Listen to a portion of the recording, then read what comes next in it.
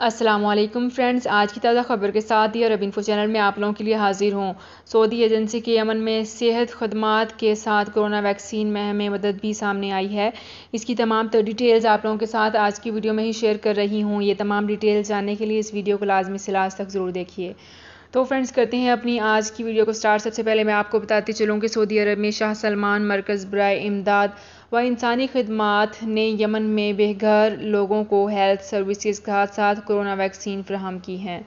Saudi खबर रसां इदारे SPA के मुताबिक शाह सलमान मरकज़ बराए इमदाद व इंसानी खदमात यमन की कौमी वैक्सीनेशन मुहिम में मदद फराहम कर रहा है, जिसे यमन की वजारत सेहत आमा और आबादी ने 12 गवर्नर्स के नाफिज किया। SPA के मुताबिक शाह सलमान मरकज़ बराए इमदाद व इंसानी खदमात ने 5 अक्टूबर से लेकर 10 अक्टूबर तक वजारत के साथ मिलकर कोरोना के खिलाफ आबादी के एक ग्रुप को वैक्सीन देने की कोशिश की। इस मुहिम के जरिए 4,46,966 अफराद को कोरोना वैक्सीन दी गई है और यमन की वैक्सीनेशन टीम के 2,242 अरकान को भी तरबियत दी गई।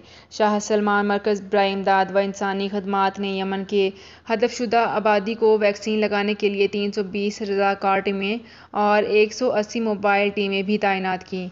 SPA के मुताबिक शाह सलमान मरकज़ ने बेघर लोगों को इलाज फराहम करने के लिए ज़िला हरदाद और न्यू कैंपस में मोबाइल तबी मराकज़ भी कायम किए। शाह सलमान मरकज़ बराए इमदाद व इंसानी खदमात के क्लिनिक्स ने 162 अफराद को अहदियात भी फराहम की। वैक्सीनेशन मुहिम और हेल्थ सर्विस यमन के अवाम को मदद फराहम करने के लिए ममलकत के हदफ के फ्रेम वर्क के अंदर आती हैं।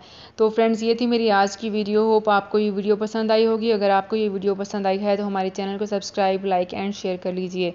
तो फ्रेंड्स, मिलते हैं एक नई वीडियो में एक बिल्कुल नई अपडेट के साथ। अपना बहुत ख्याल रखिएगा। अल्लाह हाफिज़।